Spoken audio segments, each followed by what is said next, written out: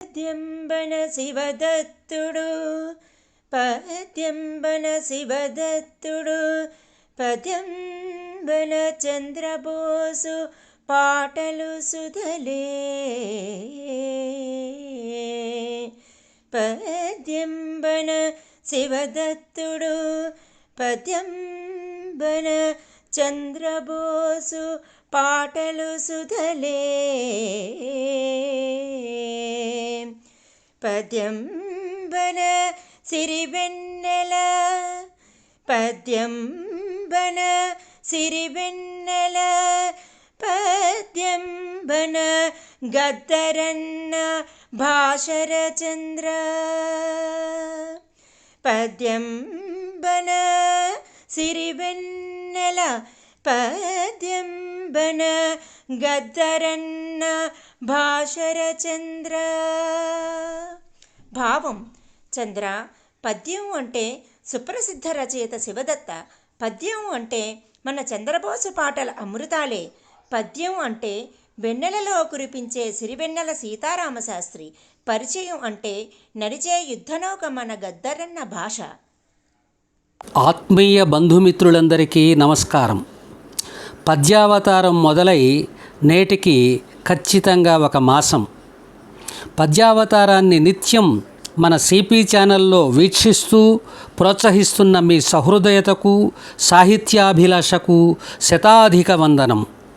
మిత్రులారా, నా దృష్టిలో పద్యం అంటే కేవలం 4 పాదాలు, గణాలు, యతులు, ప్రాసలు మాత్రమే కాదు. అది దైవాంశ సంభూతం. ఇందుగలడందులేదని సందేహం లేకుండా జగమంతా తాండవించే భగవత్ స్వరూపం.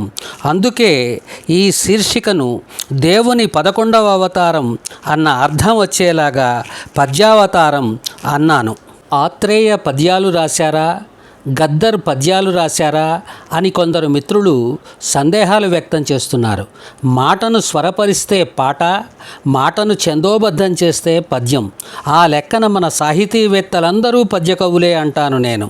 కేవలం పాట, పద్యం దగ్గరే ఆగిపోలేదు పద్యావతారం. అది తెలుగువాడి జీవనాడి.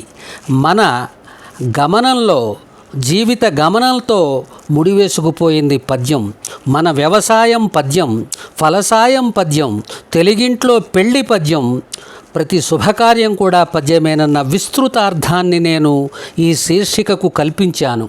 అందంలోనూ ఆనందంలోనూ, విందులోనూ విచారంలోనూ, సంప్రదాయంలోనూ విప్లవంలోనూ, పూజలోనూ పురస్కారంలోనూ, మానవుడిలోనూ దానవుడిలోనూ నేను పద్యాన్నే దర్శిస్తాను, సందర్శిస్తాను. నా దృష్టిలో మనిషి జీవితమే పద్యం. అందుకనే ఈ ఖండిక పద్యావతారం.